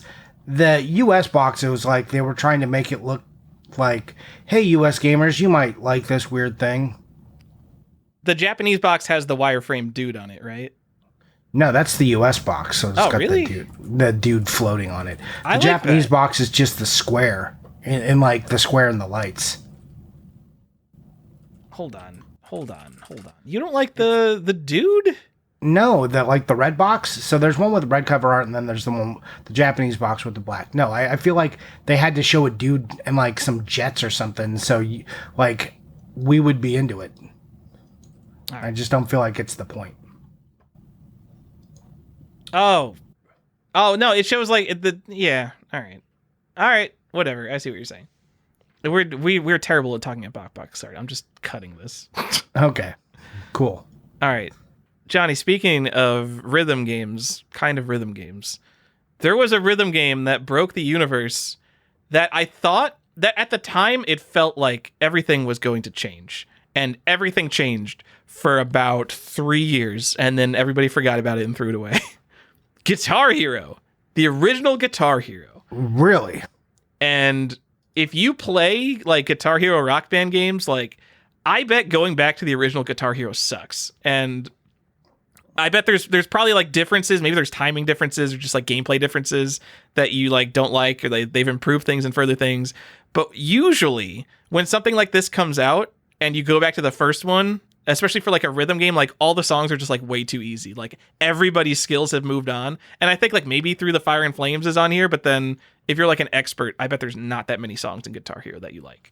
And also, this was before Guitar Hero was a mega phenomenon, so I know like Run to the Hills is like a cover version in this. So there's like a bunch of iconic songs that are like fake bands. It's fucking garbage. But Guitar Hero was a huge phenomenon, obviously. And the reason it's on this list, and Johnny's going to like this, is actually because I think it is both interesting and very affordable for what it is. You can get Guitar Hero in the big box with the guitar, the original like huge like box for like $50, which it's not so bad. Feels like a deal, because I know like the original Rock Band, everybody threw that out. Like you were paying money to get a complete in box Rock Band. But I don't know, $50 for Guitar Hero, like maybe like 60 or 70, depending on how nice and like shipping and all that. But that does not feel bad to me. Man, I carried that original Rock Band box around for so long before I was just like, it's too big. It's just going to go. I have to throw it away. Yeah. Yeah, I was a collector already when I bought the original Rock Band and Rock Band 2 and Beatles Rock Band. And like I looked at Beatles Rock Band, I'm like, this is already a pretty collectible game. I know that people are not going to have this box in the future. And I fucking threw that shit in the garbage on day one. Because I knew what was going to happen is it was going to be like this albatross around my neck that I'm holding the fucking big box Beatles Rock Band on PS3. Yeah. And one day, like 15 years from now, I would just get sick of it and be like, I can't hold it on anymore. I wanted to skip the 15 years, so I just threw that out on day one. Yep. It was one of the reasons I didn't buy the big full kit for Beatles Rock Band, because I'm like, I will then have to keep all of that forever. So if I just don't buy that and I just buy the cartridge or the disc version, I'll be better off. But Johnny, the Beatles, it has a better guitar and better drums. Yes, I understand that. And I like the Beatles a very good deal. It hurt my feelings, but at the same time, I also knew what was going to happen. So I too was saving myself from putting that albatross around my neck.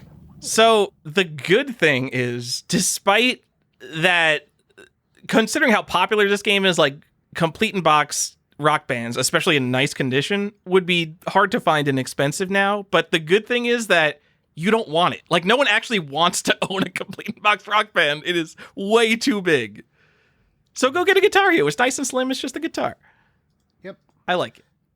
So I'm just going to follow up with mine, because you put Guitar Hero and I put Rock Band as mine. I think Rock Band has a... I didn't even see that on your list. You put Rock Band too. Yeah. Who's buying that? You don't want that in your house.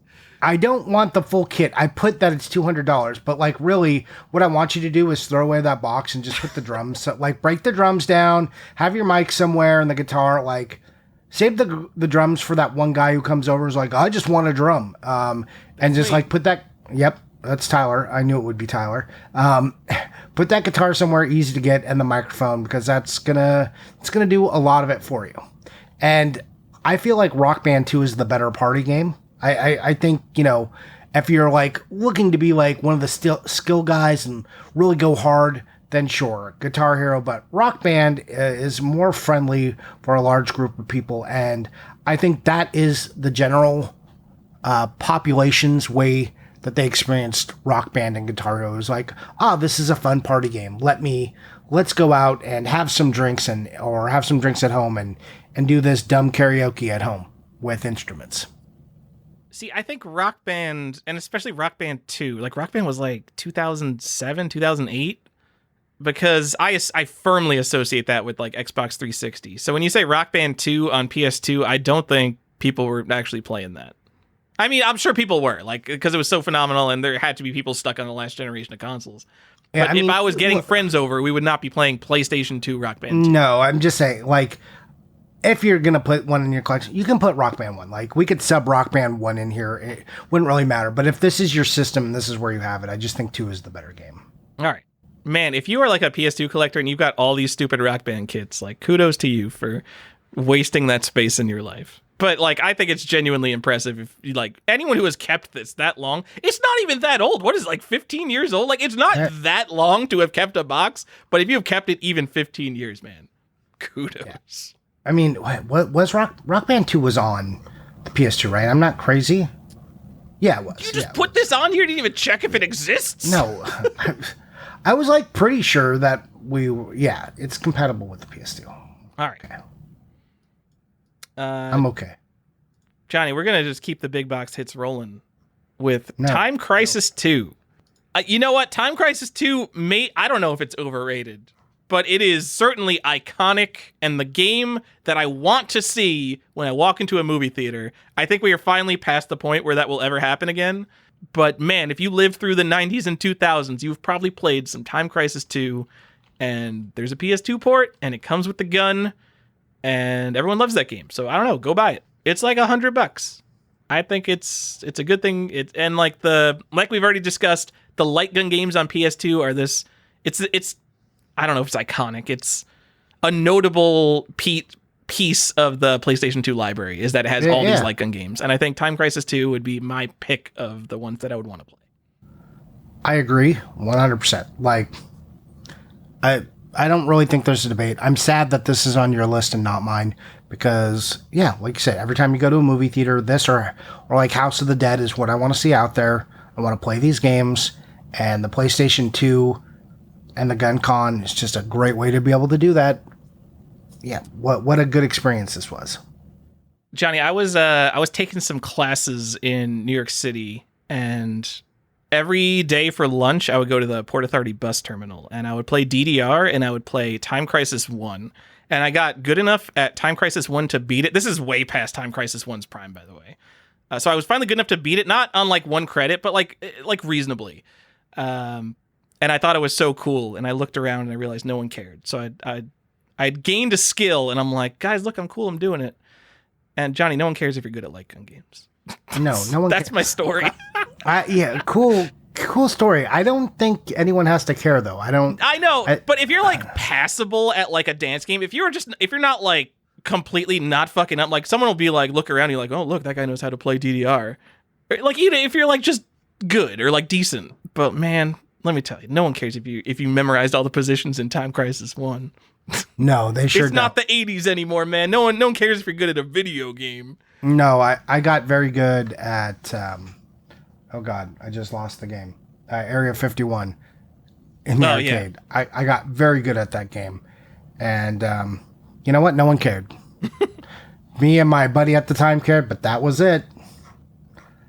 Yeah, no one's celebrating. There won't be one single clap on your back. No attaboys or good jobs for that skill.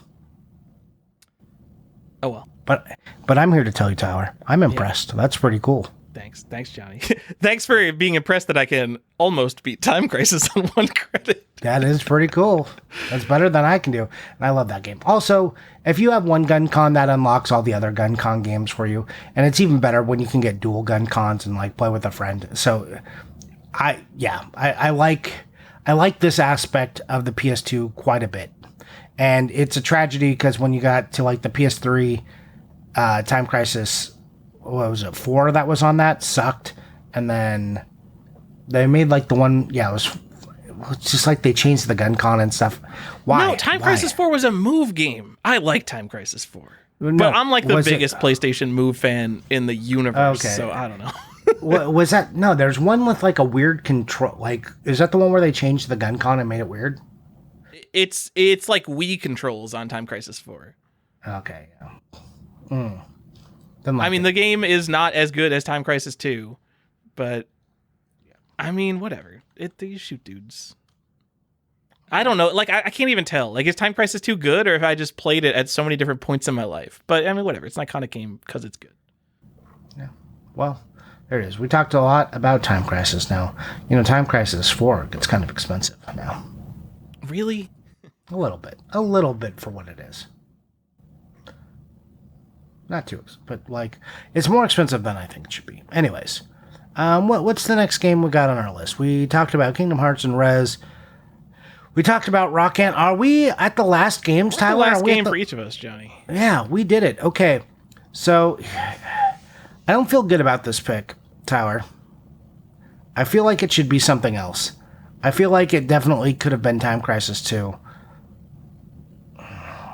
I don't like it, Tyler. I don't like it. So I put Def Jam Fight for New York here. I think this is, people, there is a contingent of people who are very impressed when they see this game.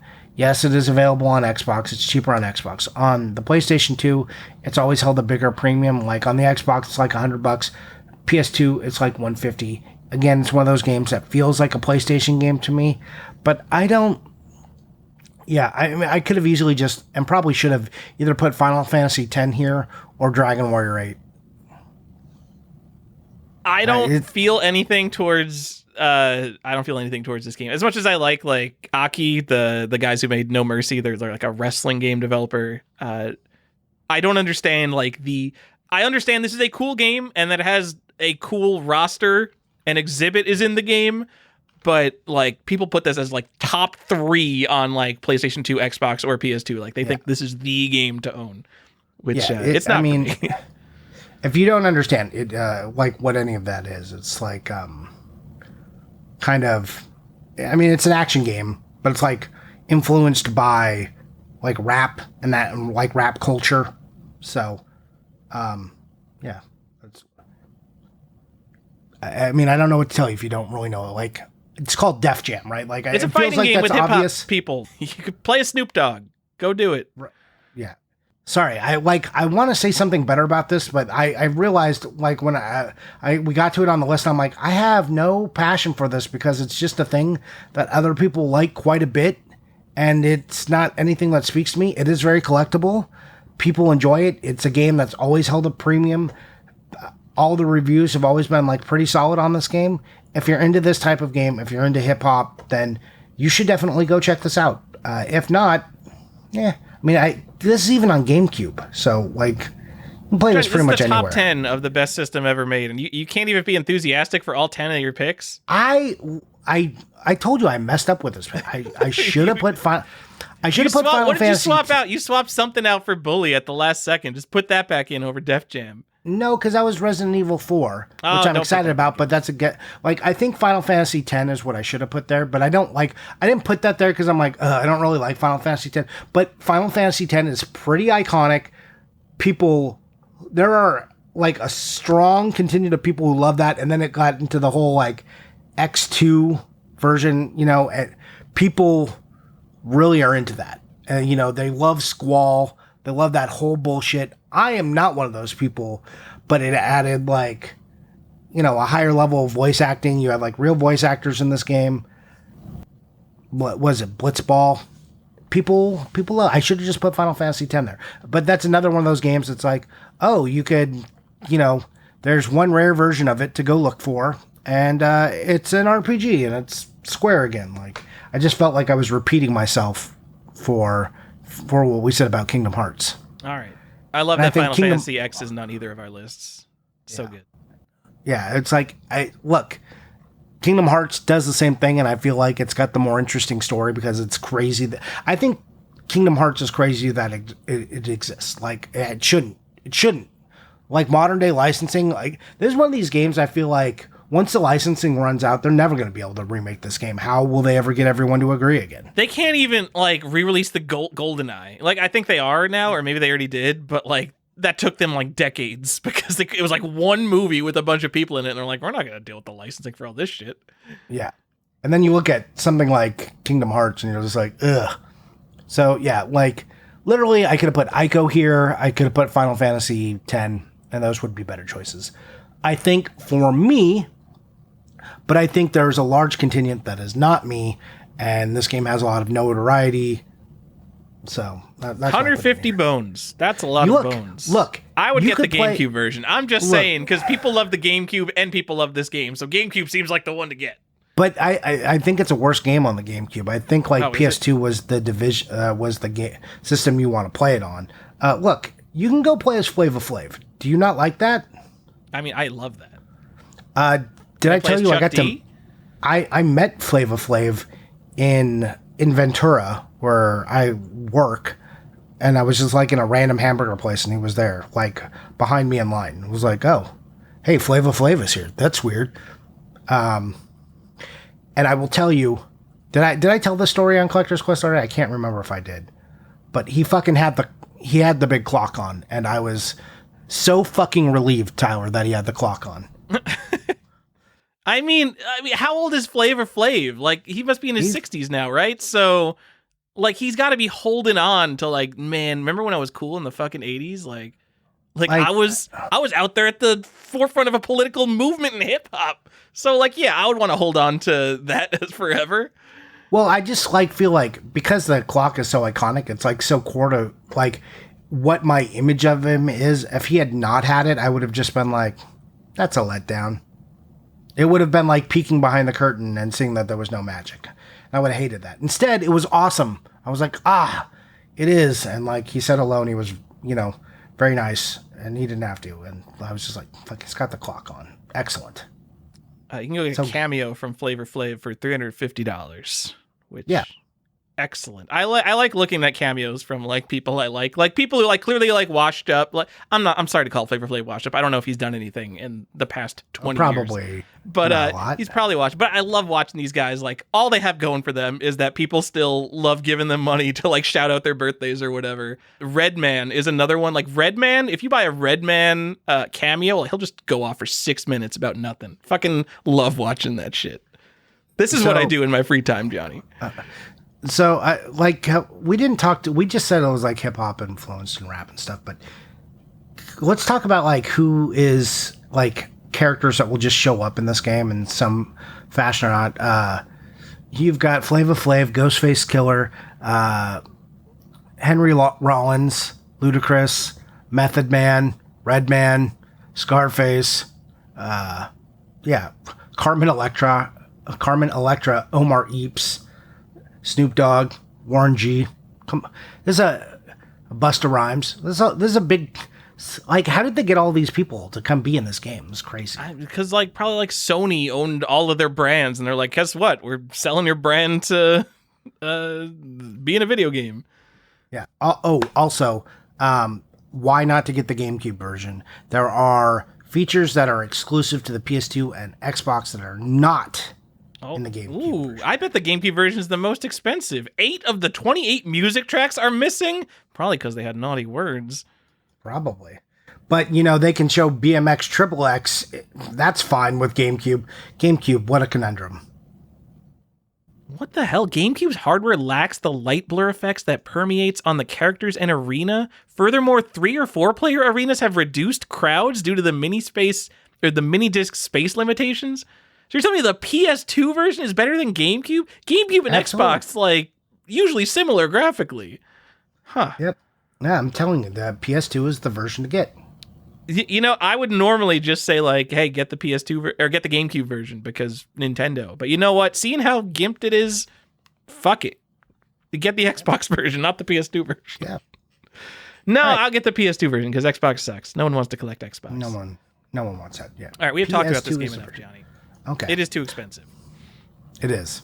Let's move on to my last pick, and the thing that will firmly cement this as Tyler's list if Outrun 2 SP didn't already do that. Kill Switch. Jesus Christ. Switch. Baby, top 10 PS2. We are doing it. Go buy a copy of Kill Switch. And I just realized I didn't even get the complete in box price because this game is worthless. Probably $12. You can get it sealed for $30. Why is Kill Switch interesting? Because Kill Switch is the prototype for the modern cover-based shooter. So Gears of War, Uncharted, all of those trace back to Kill Switch and Winback on the N64.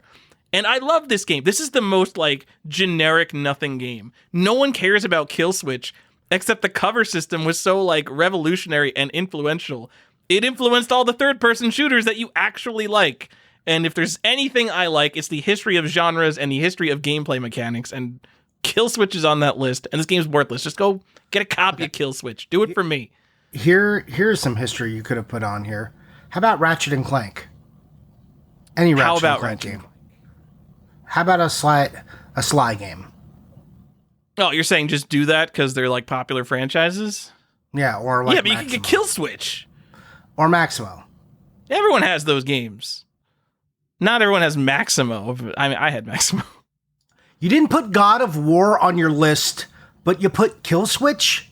Yeah, God of War, you just press square, triangle through the whole thing. It's too easy. God damn it, Tyler. Kill Switch is a piece of history, though. At least I have some shame when I'm like, I don't like I put it on there to placate other people, and you're just like, wow, Kill Switch cause cover systems. At least I'm enthusiastic about my stupid pick. You're like, oh, Def Jam. Oh, I shouldn't have picked Def Jam. This game sucks. I don't care about Def Jam. No, I didn't say it sucks. Characters. I said it's well received. I said it wasn't for me, and that made it harder for me to talk about. That's what I said. But God of War, God of War he's basically Kratos is the mascot for the PlayStation. I know. It's 100% my bias because I was such a Ninja Gaiden bitch on the Xbox. So when God of War came out, I'm like, this sucks. This is kid shit compared to Ninja Gaiden. So I just thought Ninja Gaiden was so much cooler, and I still do. So it is obviously the thing to have. If there was like a collectively interesting version of God of War, I would easily put God of War on this list. But since I am focusing on collecting, I mean, not that Kill Switch will ever be a collectible, but I was gonna say, well, you know what? I bet Kill Switch is more expensive than God of War because there's too many fucking copies of God of War. I bet Kill Switch is like 15 and God of War is like 12. But I bet sealed copies of God of War are going to go for more than Kill Switch will. I bet they'll go for more than $30. Yeah. Anyways, let's destroy your argument right now.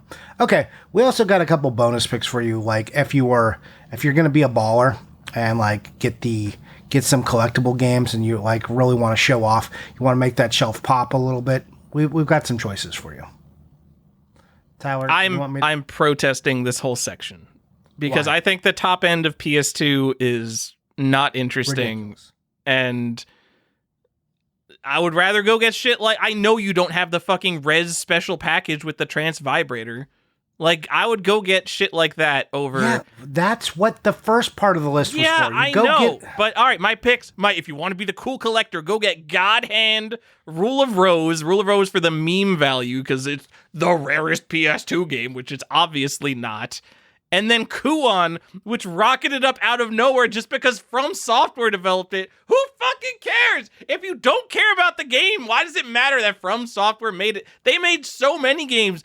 They made that weird game. What's the weird game they made, Johnny? Because they made some other stupid game that no one has that could also be $700, but it's not because it isn't. The Adventures of Cookie and Cream. Go get The Adventures of Cookie and Cream. It's not going to be $700. It's a From Software game. Whoa, that matters. I have that game. I recommend it. I've recommended that game too. I've recommended that game in the early times before you were on this podcast. If you want, all right, fuck Kuon. If you want a From Software game, go to Japan, get Shadow Tower Abyss. It's the sequel to Shadow Tower. It runs on the Kingsfield 4 engine, and it's a first-person, medieval, weird dungeon crawler that turns into a first-person shooter. It's a weird game, and it's From Software, and it feels like weird Japanese From Software stuff.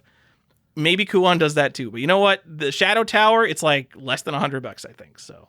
Okay, I'm gonna tell people real quick because we didn't explain what From Software is. Okay, so Dark Souls, Bloodborne, Elden Ring, From Software. That's why you know these guys. That's why. So the Armored Core 6, Johnny, the game everyone's talking about. Oh, Armored Core 6, yeah. Hey, Armored Core has been around for a long time. It sure has. So, Not for me, because you know why? Mechs. Dislike a mech. You know, we should have put Zone of the Enders on our list. Also, no. So, there you go. Yeah, I mean, you could put Red Faction on your list too. Yeah, that's a PC game. Feels too PCE to me. It does. I agree. But you could put like a Lego Star Wars game on there. You like Lego Star Wars? I do like Lego Star Wars. Ico could have been on there. Lots of things could have been on there. Anyways. Eco jump. But okay, well, cool. Cool. I'm never Lego taking Star your Wars word. like a PS2 thing. I don't know what to associate Lego Star Wars with. I'm not. I feel like it might be a little ubiquitous. Like I think Lego Star Wars is just Lego Star Wars. That's. I remember playing it on Wii, but I think the games came out before the Wii. So, yeah. That's like and Game Boy. You can play this like everywhere. So I'm not. That's why I did not. Because originally I had that on my side list, and I was like, no, because I don't really feel console identified in any way, shape, or form. Anyways, here's my collector picks. So Xenosaga 3, that's already kind of expensive, but if you want to get the really collector-y version, there's the one with the lenticular cover that you can go grab. That's like $350 now, kind of expensive. Futurama, because it's got an episode of Futurama on it, also on Xbox, but people are always like, oh man, Futurama. They get very excited when they see Futurama. And it's got a new season coming out, so man, people are going to be excited for some Futurama again. And then for the meme values, Tyler said Rule of Rose for the meme value, but he's wrong. That's a dumb choice. The memeiest of meme values, especially according to this podcast, is Devil Summoner 2. So that's the one with the plush. Collector's edition of Devil Summoner 2 that comes with the plush. With the plush. So you know which one I'm talking about. It's that rectangular box. You probably they don't need to buy it. They probably already have it, Tyler. Everyone has it. They probably do already have it. But man, who's spending $200 on that? Like, if you care about Shin Megami Tensei and like you actually know what Devil Summoner 2 is, and it's not just like a box that was clearanced out to a bunch of game collectors, then okay, you can go buy that. But if you're just buying it for the clout, like the clout of that game is that a bunch of people in the mid 2000s bought it. Like a bunch of game collectors bought it because it was $25 on Amazon. They're like, oh, I don't know, Shin Megami Tensei. That's like a JRPG, right? Yeah, I'll buy the limited edition for $25. That is the reason that a bunch of people have this stupid fucking game. 100%. Looks great on the shelf. I love it's a game we play when we look at collectors' rooms, is do they have it or not? So I mean, like, and the Lunar Doll. Those are the two creepy plushes I always have my eye out for. Yep. Like, how much of a collector are you really? You got that Lunar Doll? You got that Digital Devil Summoner 2? Like, let's see it. Or just Devil Summoner, right? Summoner. Johnny, I'm going to tell you, I have neither. I actually think I gave away my my Devil Summoner 2, and I don't have the Lunar Doll. My collection is clean. I have the Lunar Doll. I tried to buy Devil Summoner, forgot, and then it got expensive, so I don't have it. I just have... Good. I have the game, but I don't have the special edition. But if you are the PS2 guy, I want to see that on your shelf. And that's it. All right, we did it, Tyler. These are our 10 games you would start a collection with. We have some wacky choices in there to kill switch. So, but I think most of this is solid. I can even defend Outrun 2. But Kill Switch is really hard for me to defend, Tyler. No, it's a piece of history. Everyone's going to remember Kill Switch. Oh, over God of War? Yeah. Over Bully? Oh, Bully is such a good pick. No, Kill Switch is a stupid pick. I just wanted to pick a Tyler game, Johnny. Okay. Come on. All right. Fair. All right. That's it. Tyler, we did it. Do you have a collector's question for us so we can move away from this? Let me go get it. Super Metroid Man asks, Johnny, what are the top 5 items each of you have in your collection? I wish I had time to think about this. Oh, yeah. I mean, that depends on like what the metric is too, right? I mean, top 5's top 5. Are we doing this question or are we... No, I'm doing it without thinking about it. That way I can get the impulsive stuff, even though I'm going to forget stuff that I have.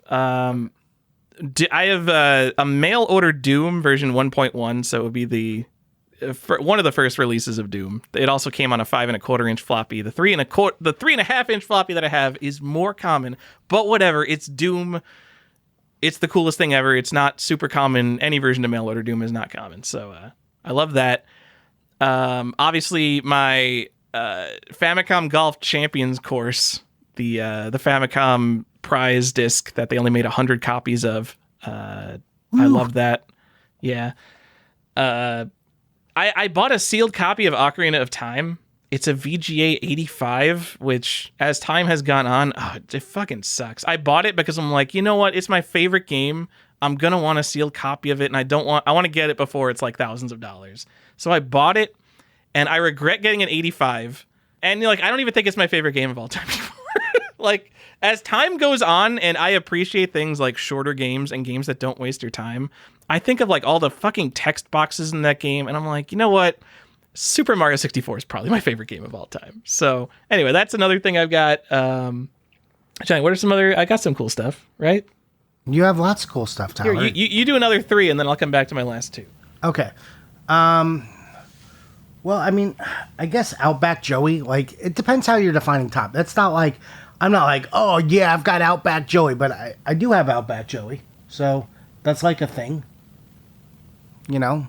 But, like, things I like looking around my room and seeing, like, better than that. I had this dumb Zelda GBA from Europe that I like that came out with Minish Cap, and it comes in a gold little square box. It's just very aesthetically pleasing, and it's got a Triforce on it, and I like that a good deal. Like, it's like, it feels like a cop-out, but like one of my top 5 items is just my Super Nintendo collection. I consider that like one thing. I love that set. It's my favorite thing I walk in here and seeing, you know.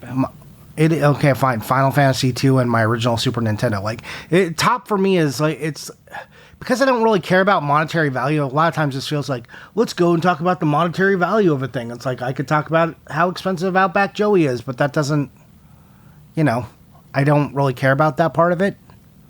Like, those aren't my accomplishments, especially as a set collector. Like, I collected the Super Nintendo set. That feels awesome. I got the PS1 set. That feels awesome.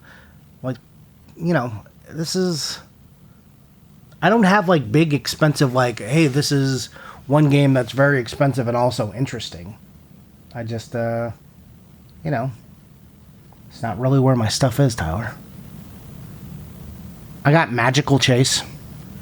Whoa, Magical Chase. Yeah, I got mountain bike / speed racer. No one cares. Oh my god, Mountain Bike Rally Speed Racer. That is 2018's shit. They want their game back. Boomer. But people still care about Magical Chase. That still sells for crazy money. So that is way cooler, apparently. You know what? I have the Obelisk box of Day of the Tentacle. That's pretty cool. Oh, that is really cool. So Day of the Tentacle, if you don't know, the big box PC one, there was a I don't know if it wasn't a special edition. It might have been just like some retailers got the cool box, but it's a triangle. It's like a burrito. I don't know how to describe it.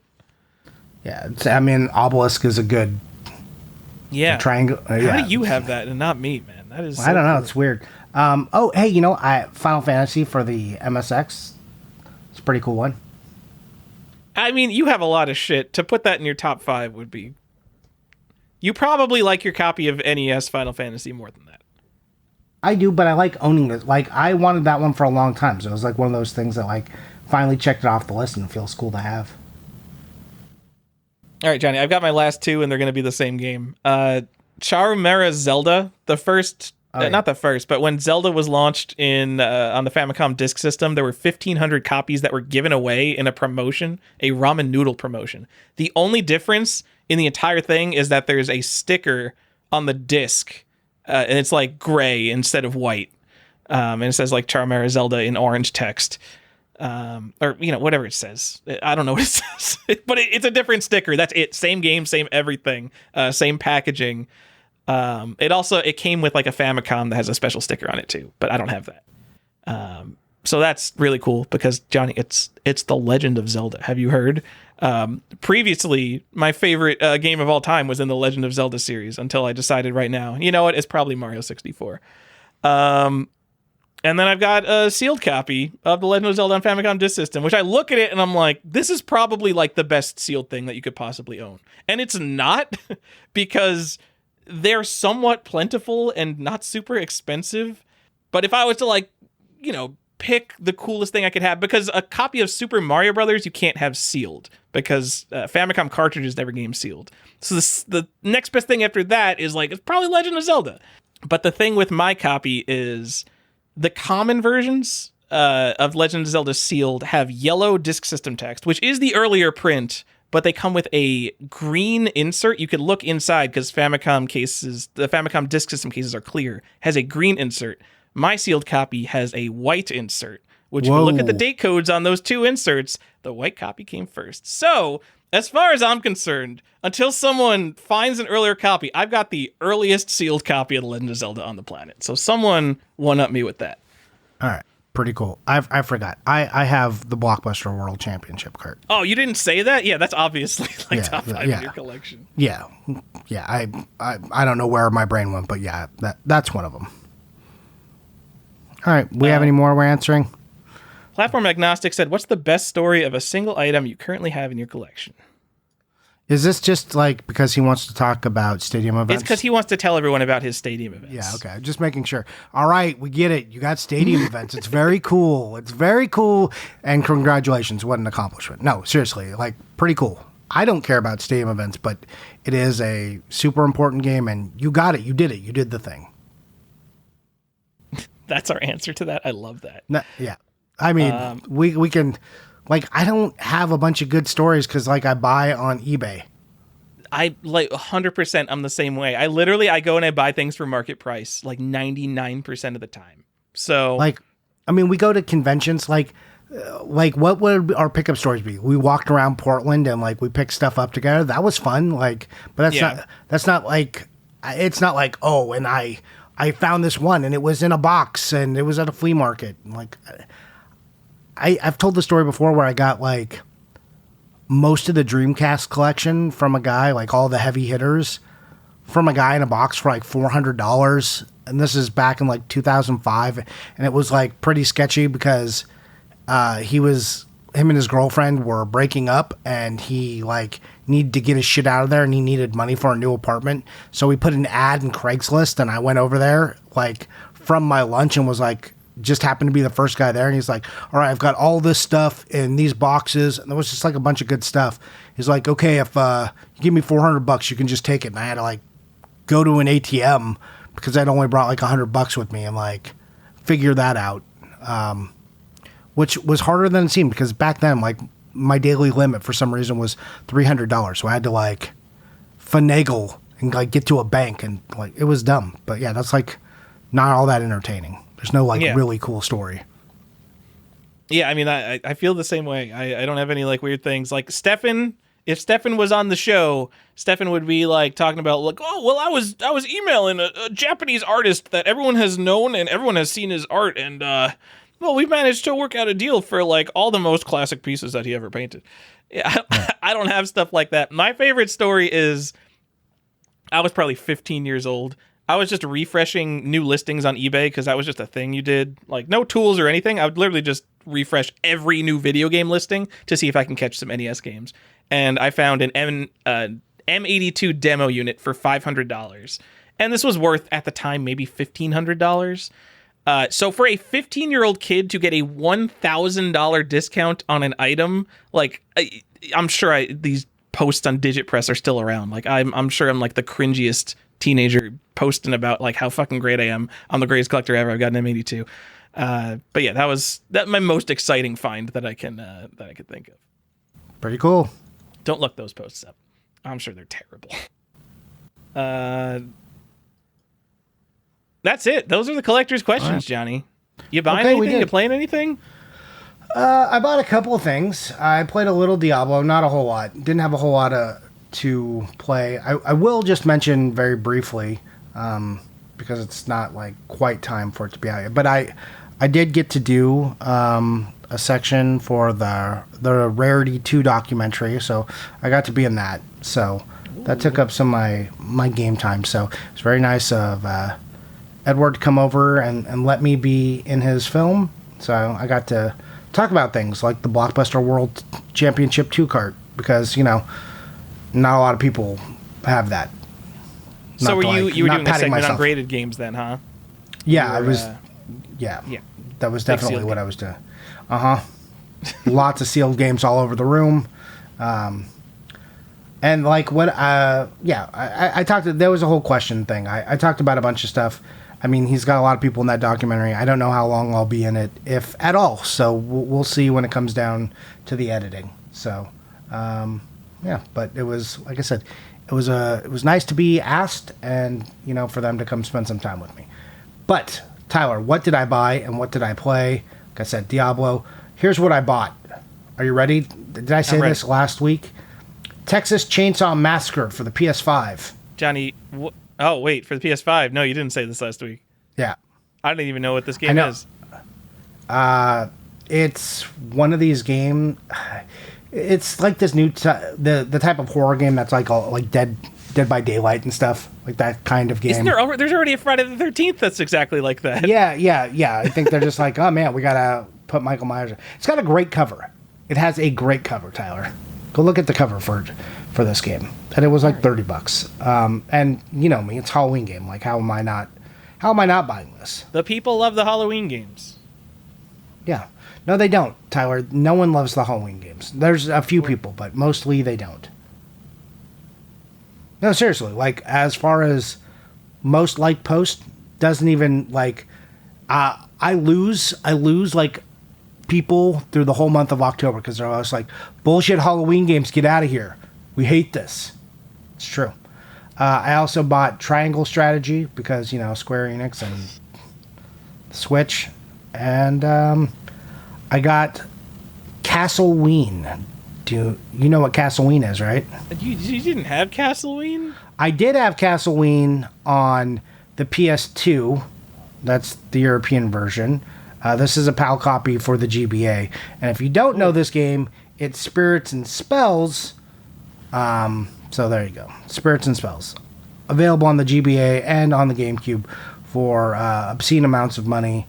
And you can also buy it under its other title, Castleween, for the GBA. But I got a very nice deal on this one. Cool. By nice deal, a friend sent it to me, and that was... Like, what are you going to say about That's a pretty good deal, hey. Yeah, it's like... Suck it, everyone without friends. Yeah. So, that's what I bought and that's what I played. What about you? Johnny, I played Diablo 4, and no one wants to hear about it. And actually, I didn't get anything too great. I've already talked about what I got because it was an upgrade. I got Below the Root for Apple II, Johnny, which you might have remember. I think I bought a copy 3 months ago out of desperation. And the copy I bought, it's like... You were not happy. Dirty. It's like it's a white box. And it's just like, it is not good. So I upgraded my existing copy of Below the Root. If you don't know what this is, it is one of the first Metroidvania games. Ugh, just boy. Gross saying that. Did you feel good about that? Yeah. It's an obscure piece of history. I think it's kind of cool. And then just because it popped up on the same saved search, I got an educational 2-pack that comes in a folder. It comes with Below the Root and MECC Writer, a word processing program for the Apple II. So I got 2 copies of Below the Root. That is what I bought. You were doing it. Yeah, that was $20, and I bid on that before the other copy of Below the Root came up. I'm like, if I can't upgrade my copy of Below the Root, let me get this stupid, obscure thing that definitely no one else on planet Earth has, and at least I'll have that. But then also a nice copy of Below the Root came up, so why not? You did it. I did it. And that's what I did, Johnny, and I think we did the episode. Did we finish the whole episode? We finished the whole episode. Wow, we did it. All right. So shout out to everyone who messaged me, because they can't message Tyler anymore, about the Stop Buying Things episode. I'm glad you guys liked it. I'm glad it helped. I hope it continues to help you, and we will probably do a yearly refresh like we always do on that episode because, it's a message we all need to hear sometimes. So, hey, good job, Tyler. I'm happy to hear people like it. Yeah. I'm I'll keep giving you reminding your people code. every year. Hey, Yeah. you're not a video game investor. Stop it. Yeah, stop it. And I just want to say, it's Alex. Thank you for sending me Castlevania. I didn't. I'm like, what am I dancing around Alex's name? I don't need to do that. That's fine. Yeah, that's it for the show. Thanks so much for listening. If you want to, like, join us and continue this conversation on our Patreon, you can. You can do that, or on our Discord. You can do that by joining us on Patreon, which you can do for $2. If you want the bonus content, you can get it for $4. That's at patreon.com/collectorsquest. We've had like a bunch of new people join. I don't know if you've noticed like the influx, Tyler, and that's been pretty cool. So, hey, shout out to all of our new people. Thanks for signing up. Hope you guys are having a great time. If you want to have the same great time with a bunch of great collectors, you know where to find us. I just did the shilling for it. So, yeah, Tyler, where can we find you? That's a joke. You can't find Tyler anywhere but the Discord now. I'm on the Discord. He's on the Discord. If I'm on the Discord, the government and the CIA already have all my data, so you could technically find me anywhere, John. You just have to be part of the government or part of big tech, and they're coming for me. Okay, so you might as well just jump back on IG, right? No. And I'm not signing up for Blue Sky. I know people are like joining Blue Sky. Like, if I'm off Twitter, I'm not going to join Twitter too. I'm sorry, guys. Yeah, not interested either. But that's just because I hate Twitter, X, and all of its clones. Not interested. Remember when we joined fake Instagram? We did. What? How long it was did that like last? V something Velo. What was it? Yeah, something like that. Lasted for about a day. Yeah, that was a cool week. I don't even remember what its selling point was over real Instagram. It's God, just like, what was that like? It was like 2017. That's when me, you, and Kat were all on the show. Yeah. Yeah. The selling point was like, well, there's no one here, so I guess we'll have a smaller community and like, I don't know, better interaction. Oh, well, it was because the stupid IG algorithm was so stupid, and you couldn't see anyone's posts. Oh, okay. Yeah. Newsflash, it got worse. So, whatever. IG is like just all reels now. Look forward to Halloween reels, because you can't just post anything. No one looks at posts. Anyways, that's it for the show. I'm cutting us off here. Thanks so much for listening. I hope you enjoyed it. If you go out and collect some PS2, show us pictures, or show me pictures, or join the Discord and show us pictures. Anyways, that's it. Bye!